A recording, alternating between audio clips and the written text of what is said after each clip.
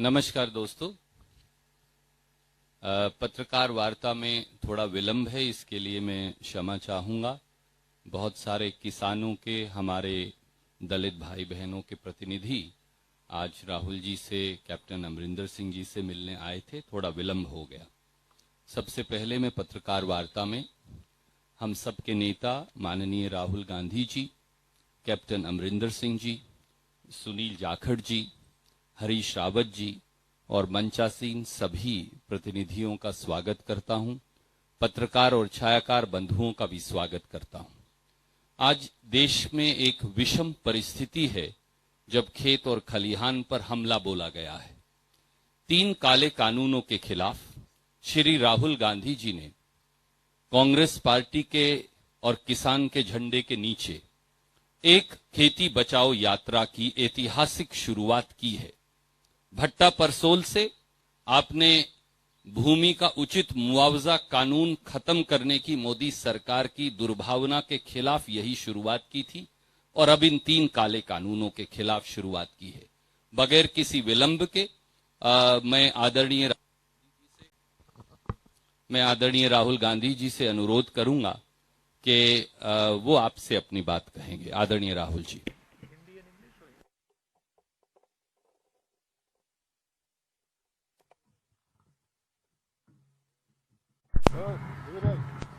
धन्यवाद रणदीप जी, अमरिंदर सिंह जी, झाकड़ जी, प्रनीत कौर जी, कांग्रेस पार्टी के हमारे सीनियर नेता हरीश रावत जी, प्रेस के हमारे मित्रों, आप सबका यहाँ बहुत बहुत स्वागत।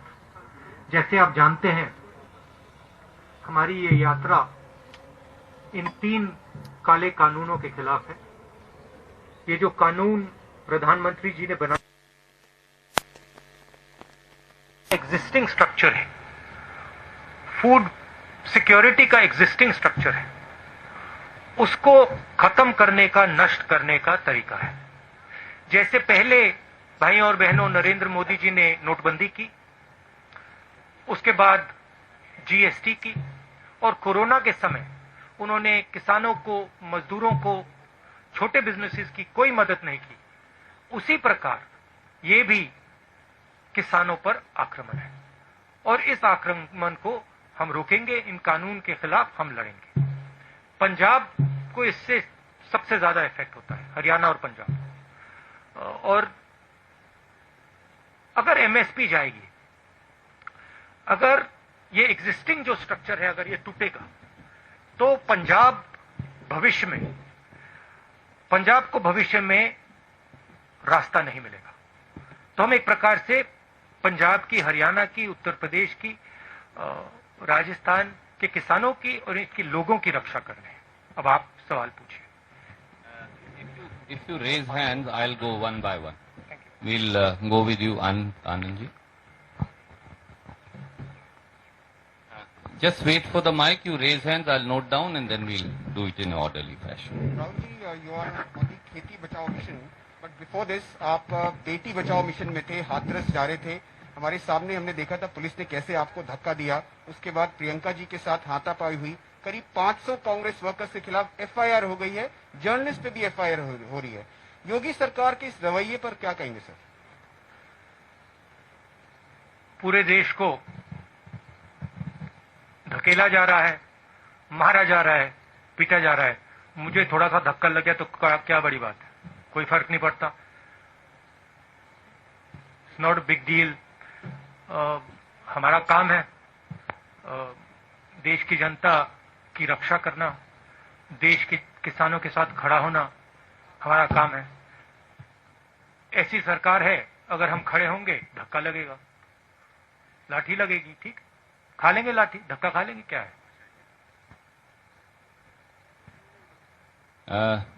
Thank you sir. मैं आपसे एक अनुरोध जो धक्का, जो असली धक्का लगा, धक्का छोड़िए, जो अनइमेजिनेबल उस परिवार को लगा। आप सोचिए, आपकी बेटी है, you have a son, you don't have a daughter, so maybe you will not understand this. People who have daughters will understand it. You might not understand the rape aspect, because that is something that Indian women have to deal with. You will certainly understand the murder aspect. Suppose someone killed your son, and then when you went for justice, they locked you up in your house, and then the DM came to your house and kicked you and threatened you and told you that if you open your mouth, the entire state of Uttar Pradesh will sort you out, and then told you, don't worry, all these protesters, they will go away, Rahul Gandhi will go away, but we will be here. Now you get a feeling, get a sense of how you would feel. That is how that family felt. That is why I went there, because I wanted that family to know that they are not alone. मैं इसलिए वहां गया था, और मैंने परिवार से कहा, मैं सिर्फ आपके लिए नहीं आया हूं, मैं आपकी बेटी के लिए आया हूं, आपके लिए आया हूं, मगर मैं देश में जो लाखों महिलाएं हैं जिनके साथ रोज कोई ना कोई बदतमीजी होती है, हजारों महिलाएं हैं जिनका रेप होता है, मैं उनके लिए भी यहां आया हूं। इंटरेस्टिंग बात यह है कि बच्चे का रेप होता है, मर्डर होता है, पूरा एडमिनिस्ट्रेशन परिवार पर आक्रमण करता है, और देश के प्रधानमंत्री एक शब्द नहीं कहते। इंटरेस्टिंग बात है। Thank you sir. May I make one request, आप कोई भी प्रश्न पूछ सकते हैं, स्वागत है, क्योंकि राहुल जी ने सुओमोटो में 3 किसान बिलों की आपसे चर्चा की है। पहले उससे जुड़े सवाल ले लें और फिर कोई और प्रश्न हो तो वो लेंगे। Raman ji from news 24। Sir, I have noted down, I am going to come to sir, जो एवरीवन। किसान के 3 अध्यादेश के बारे में आप लगातार जिक्र करते हैं कि इसको केंद्र सरकार ने बिना किसानों से सलाह मशविरा किए, बिना पॉलिटिकल पार्टीज को कॉन्फिडेंस में लिए पास करवा दिया। अब चूंकि पंजाब में, हरियाणा के कुछ भागों में भी आंदोलन हो रहा है, लेकिन नरेंद्र मोदी या उनकी सरकार के लोग हमेशा इसका मजाक उड़ाते हैं। वो कहते हैं कि राहुल गांधी ट्रैक्टर यात्रा कर रहे हैं, लेकिन ट्रैक्टर पर गद्दा लगा कर यात्रा कर रहे हैं। वो किसानों की क्या बात करेंगे? और अगर वाकई किसान परेशान हैं देश के दूसरे हिस्सों में, वहां कोई बात क्यों नहीं करता, वहां कोई आंदोलन क्यों नहीं हो रहा? देखिए,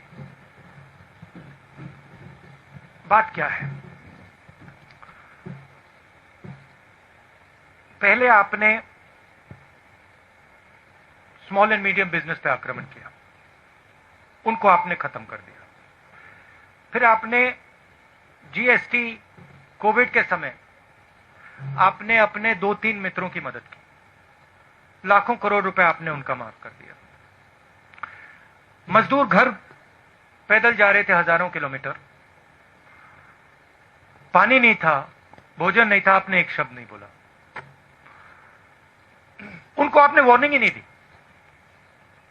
एक दिन वार्निंग नहीं दी। कमरे में बैठे आपने कहा लॉकडाउन होगा, लॉकडाउन कर दिया, मर गए वो। 100-200 लोग वैसे ही मर गए। आपने जो देश की रीढ़ की हड्डी है, जो इस देश को रोजगार देती है, स्मॉल एंड मीडियम बिजनेस को खत्म कर दिया है।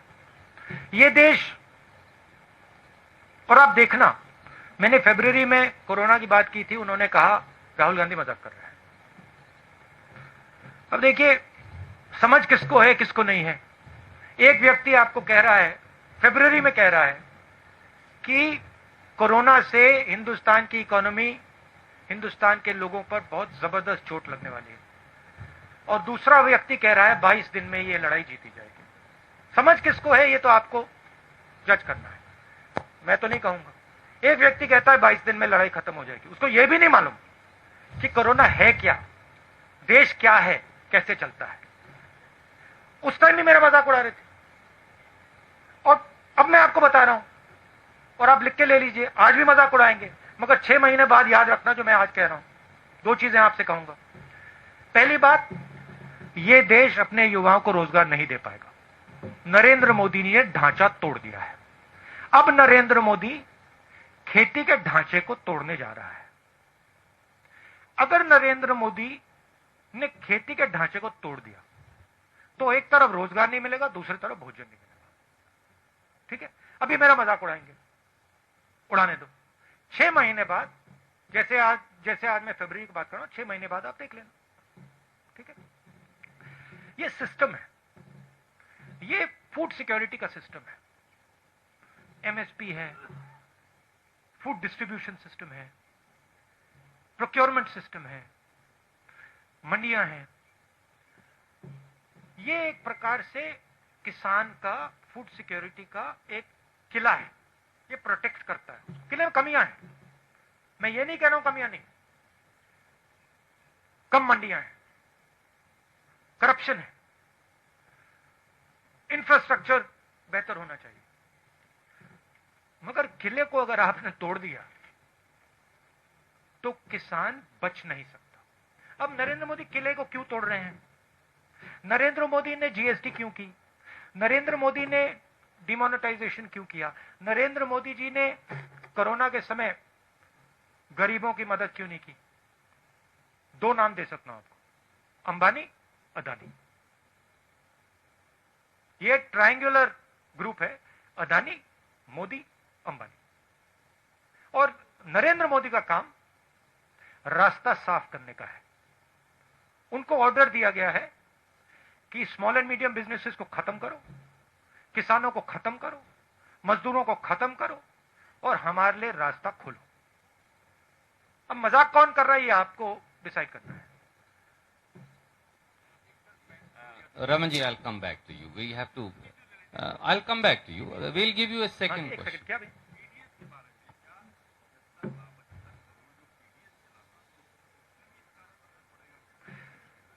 ये फूड सिक्योरिटी सिस्टम पर असर पड़ेगा। जब आप अनाज खरीदते हो मार्केट में, आप खरीदते हो, जो आपको प्राइस मिलती है वो प्राइस आपको इसलिए मिलती है क्योंकि ये स्ट्रक्चर है। जब गरीब व्यक्ति को राशन दिया जाता है, वो राशन इसलिए दिया जाता है क्योंकि ये स्ट्रक्चर है। अगर आप स्ट्रक्चर को ही तोड़ देंगे तो आने वाले समय में आपसे भी ज्यादा पैसा लिया जाएगा। सिर्फ देखिए, लोगों ने कहा हां ठीक है, जीएसटी कर दी तो हमारा क्या नुकसान है?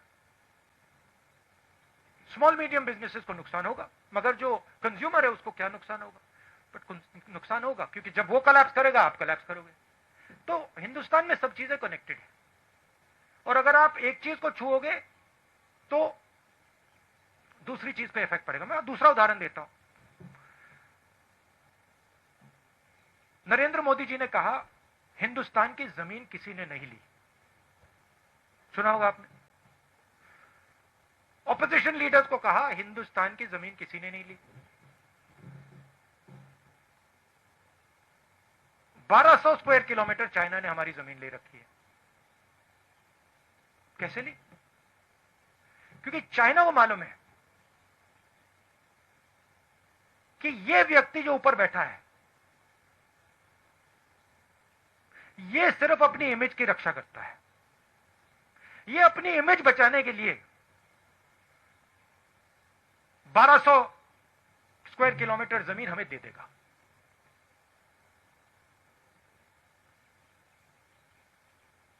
आप सिर हिला रहे हो, पूरा देश जानता है। आर्मी के किसी भी सिपाही से, जनरल से पूछ लो, आपको बता देगा कि नरेंद्र मोदी ने अपनी इमेज बचाने के लिए देश को झूठ बोला। भारत माता की बात करते हैं, भारत माता के 1200 स्क्वायर किलोमीटर नरेंद्र मोदी ने चाइना को दे दिए अपनी इमेज बचाने के लिए। रियलिटी है, मानो ना मानो। इसके बारे में नरेंद्र मोदी क्या बोलते हैं? आप कभी बुलाइए उनको प्रेस कॉन्फ्रेंस में, ऐसे खुल के बुलाइए, बात कीजिए उनसे। वो आपसे इतना डरते क्यों है? Thank you. I'll come to you, Bhai Sahab. Can we have Ramandeep from Punjab Kesari Jagbani? I'll come back. मैं बताता हूं वो क्यों डरते हैं आपसे। मैंने बात सोची,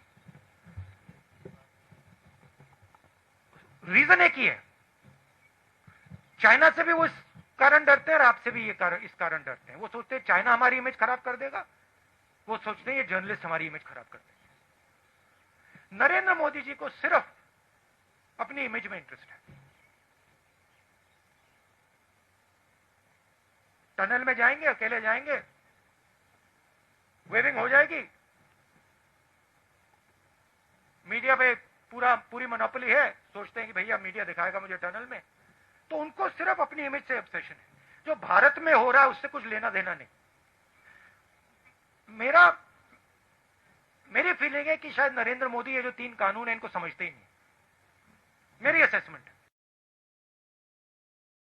राहुल जी, आप लगातार कह रहे हैं कि जीएसटी, लॉकडाउन और नोटबंदी ये गवर्नमेंट का फेलियर है, but on the opposite side BJP का कहना है कि ये हमारी अचीवमेंट है। वो दूसरी बार जीतने का भी हवाला देते हैं कि इसके बावजूद हमने इलेक्शन जीती। तो ये नजरिया अलग अलग क्यों है? और आपके अच्छा बताइए, ये जो चाइना को 1200 किलोमीटर दिया है, ये भी इनका अचीवमेंट है क्या? नहीं, बीजेपी बोल रही है सर ऐसा कि ये बोल रही है कि उनका अचीवमेंट है कि 1200 स्क्वायर किलोमीटर हमने चाइना को दे दिया। उसका नहीं, जीएसटी का, नोटबंदी का या लॉकडाउन का। बीजेपी का ये कहना है कि जीएसटी आई या नोटबंदी आई कि उसके फायदे हुए, और उसका जो रेफरेंस दे रहे हैं वो कि हम जीते, इलेक्शन भी जीत रहे हैं। अगर पब्लिक में इतना रिवोल्ट था तो इसके बावजूद फिर इलेक्शन कैसे जीते? तो एक बात मुझे बताइए, आप मेरे से मत पूछिए, ठीक है? आप किसी भी स्मॉल बिजनेस वाले के पास चले जाइए, दुकानदार के पास चले जाइए और उससे पूछ लीजिए, उससे पूछिए भैया जीएसटी से आपका फायदा हुआ या नुकसान, अचीवमेंट है या फेलियर है। फिर उससे आप पूछिए भैया एक बात बताना, ये जो डिमोनेटाइजेशन है 500,000 पूछा है, छोटे दुकानदारों से बात की है, व्यापारियों से बात की है, किसानों से बात की है, वो तो कहते हैं कि भैया इन कानूनों ने हमें नष्ट कर दिया, खत्म कर दिया। आप जाइए थोड़ा यहां से बाहर जाइए, किसान से पूछिए, पंजाब के किसान से पूछ लीजिए, ट्रैक्टर लिए घूम रहा है, सड़कें रोक रहा है। अगर अचीवमेंट था तो वो बाहर क्यों खड़ा है? पटाखे क्यों नहीं बजा रहा? Tribune. Just let her pass the mic to you. Hello. Yeah. Rahul ji, there is a general perception across the country that an opposition with the Congress and other stakeholders is not as strong, and the BJP is able,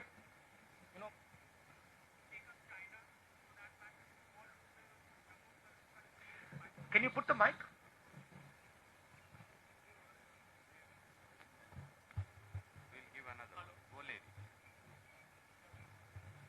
Hello. Yes. So they are saying that a weak opposition across the country, including the Congress. Do you think that the general perception that is it so that the BJP is doing everything that they can just because the opposition is not united across many states and especially in Delhi and at the center? See, an opposition in any country functions within a framework. What is that framework? The framework is the press. The framework is the judicial system. The framework are institutions that protect the voice of the people. This is the framework. That entire framework has been captured. The entire architecture of giving voice to the people of India is captured and controlled by the BJP. You know that. In fact, you come from one of the newspapers that exerts a little bit of independence. That's not the case with most TV channels and newspapers. So, if the entire architecture of institutional architecture is captured, then to say the opposition is weak, that's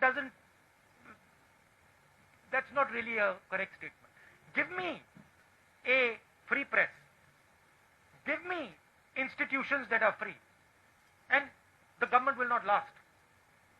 I don't have that. I can take proof, clear-cut proof of, for example, the Rafael deal. I can bring it to you. Don't show it. Right? So, at a certain level, frankly, you're also not doing your job. And it's okay for you to blame the opposition and say, well, you know, the opposition is weak. But, my friend, you're also walking into slavery. Right? You're also walking into a place where you will become very uncomfortable. I'm fighting for it. You in your own way, I'm sure, are also fighting for it. But it is a bigger thing that has happened. Today, I mean, it's quite amazing. I don't think there is any other country in the world today where another country can occupy 1200 square kilometers of its land and the media says nothing. Then I don't think there's any other country. I mean, I'm thinking about it. I think even in, the weakest country, they will make a noise. India, they don't make a noise. The whole thing's captured. I went to Uttar Pradesh. Girl is raped. Neck is broken. Administration is attacking her. Administration is attacking the family. It's amazing. It is the result of a complete capture of the soul of this country. And it's a forcible capture. If it was captured with affection, I would be the first to stand by it. But it's a forcible capture. That's what we are fighting. And you will see, this fight will become more and more aggressive. Thank you, Arun Singh ji.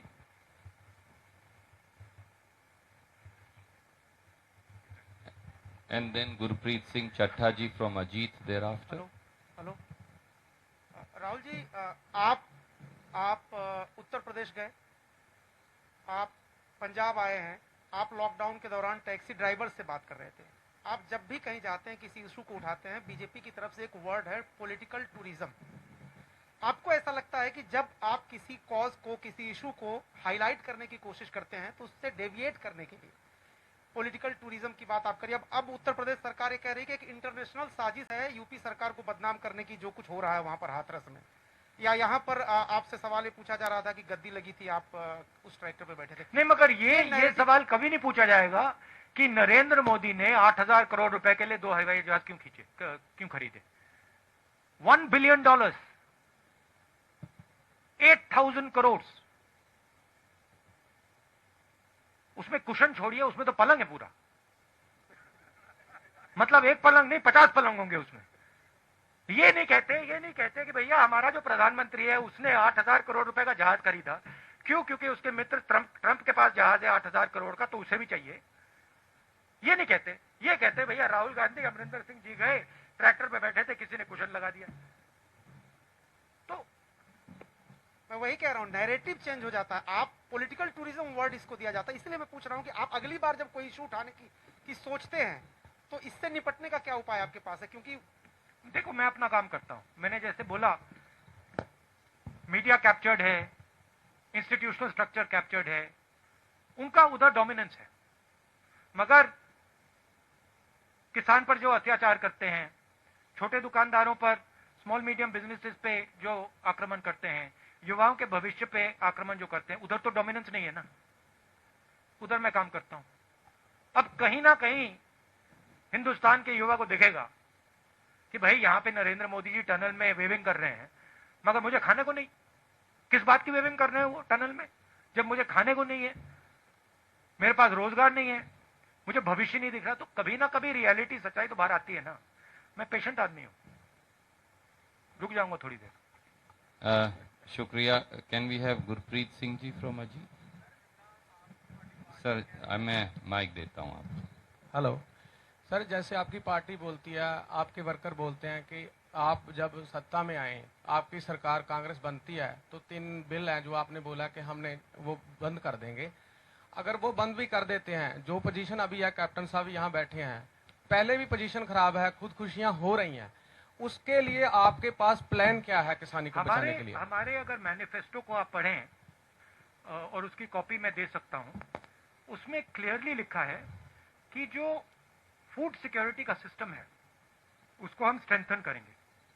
आज 40 kilometre के radius में मंडी होती है, हम 4 kilometre के radius में मंडी लगाएंगे। हम इस सिस्टम को, जो इसकी कमियां हैं, उसको सुधारने की कोशिश करेंगे। मगर हम इस सिस्टम को तोड़ेंगे नहीं, क्योंकि हम जानते हैं कि अगर हमने ये सिस्टम तोड़ दिया तो किसान गया। अब सिंपलिस्टिक बात है, नरेंद्र मोदी जी को शायद समझ ही नहीं है, पता नहीं। अगर आपने सिस्टम तोड़ दिया, अगर पूरा एग्रीकल्चर का आपने सिस्टम ही तोड़ दिया, तो फिर किसान की प्रोटेक्शन कहां रही? तो हमारी जो फिलॉसफी थी कि हम जानते हैं कि मंडियों में कमी है, हम जानते हैं कि वहां पे करप्शन है, बट हम इस सिस्टम को रिफॉर्म करना चाहते हैं। वो कॉम्प्लिकेटेड मामला है, आसान मामला नहीं है। नरेंद्र मोदी जी जो सच्चा चैलेंज है उसको एक्सेप्ट नहीं करना चाहते। नरेंद्र मोदी कहते भैया इसको तो मैं उड़ा देता हूं। अब black money is a difficult challenge. Narendra Modi उस चैलेंज को एक्सेप्ट नहीं करना चाहते, कहते मैंने नोटबंदी करती, खत्म हो गया, क्या लगा। तो बहाना है। अमरिंदर सिंह जी अभी बैठे हैं, अभी हमने मीटिंग की अंदर। देश पंजाब के युवाओं को रोजगार दिलवा रहे हैं। सिंपल मामला नहीं है, कैची फ्रेजेस से रिजॉल्व नहीं होता। काफी कॉम्प्लिकेटेड बात अंदर चल रही है, ऐसे करेंगे, ये करना है, वो करना है। तो हिंदुस्तान को ये रियलिटी एक्सेप्ट करनी पड़ेगी, सच्चाई एक्सेप्ट करनी पड़ेगी। Mohammed from NDTV and then Rohit from Bhaskar.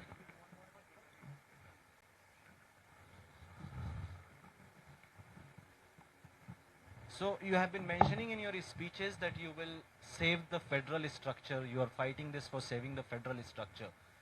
In 1970s, the Punjabi Suba movement in Punjab was also for strengthening the federal structure, and it was crushed, and partly it is blamed on Congress party also. So why Punjab and Punjabis should trust you on this? Punjabi should see my actions, right? And I can tell you, if you look at my political career, you can see my actions. Don't just look at my words. I came to Punjab, and I've learnt a lot from the Punjabi people. In fact, if you were to ask me, you have given me more than I have given you. So I have in a sense, a debt to you. Qarz hai.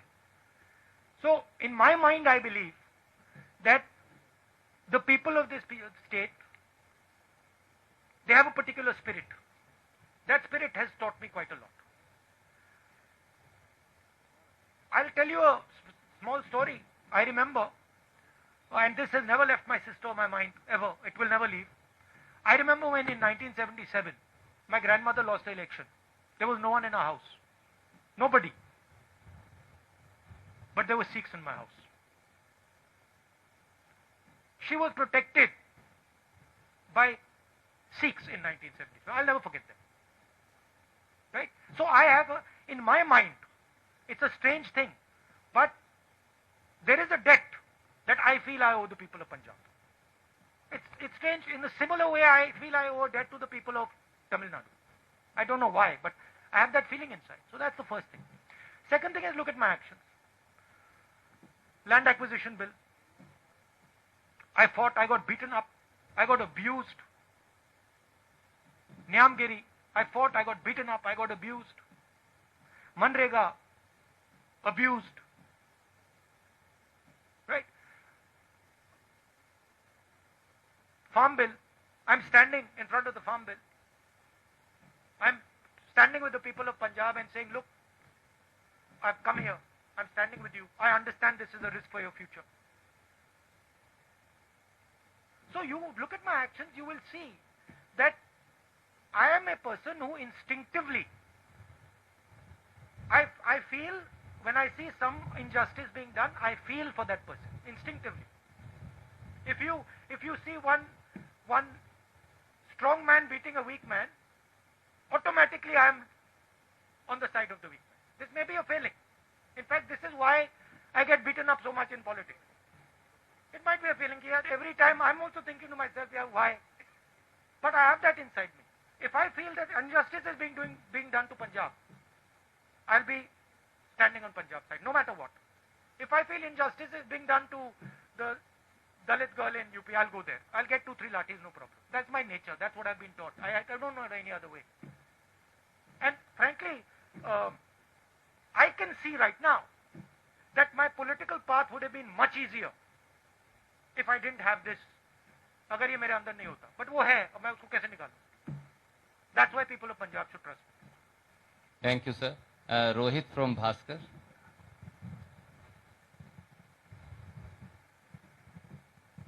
Rahul ji, मेरे आपसे 2 सवाल हैं।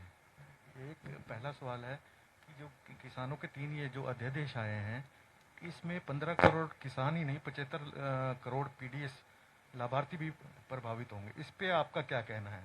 दूसरा, मोदी जी ये कहते हैं कि भाई ये जो अध्यादेश आ रहे हैं इससे किसानों को फायदा होगा, मंडी नहीं खत्म होगी, तो फिर दिक्कत क्या है? अगर किसानों को फायदा होता तो नरेंद्र मोदी जी ने पार्लियामेंट हाउस में डिबेट क्यों नहीं कराई? उधर वो भी बोलते, हम भी बोलते। अगर फायदा होता तो कोरोना के समय जब वो जानते हैं कि किसान बाहर नहीं आ पाएगा, हम हरियाणा जा रहे हैं, आज सरकार कह रही है कोरोना का समय, जब वो जानते हैं कि किसान रेजिस्ट नहीं कर पाएगा, तो उन्होंने ये बिल क्यों पास किया?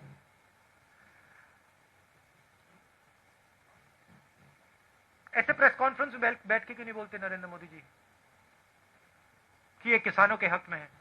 पंजाब में आके क्यों नहीं बोलते? पंजाब के किसानों के साथ खड़े होके क्यों नहीं बोलते? पहला सवाल, जैसे मैंने कहा, ये एक सिस्टम है। ये सिस्टम हिंदुस्तान का फूड सिक्योरिटी का सिस्टम है। इससे सिर्फ किसानों का नुकसान नहीं होगा, इससे कंज्यूमर का भी नुकसान होगा। एंड में किसान की जमीन जाएगी, उसको सही दाम नहीं मिलेगा। नरेंद्र मोदी जी कहते हैं मंडी की कोई जरूरत नहीं। हजारों मंडी है हिंदुस्तान में, मंडियों में वर्कर्स काम करते हैं, स्मॉल ट्रेडर्स हैं, किसान जाता है, लोडर्स होते हैं, लाखों में होंगे हिंदुस्तान में, उनका क्या होगा? अंबानी जी, अदानी जी ऑटोमेट कर देंगे, मशीनें लगा देंगे।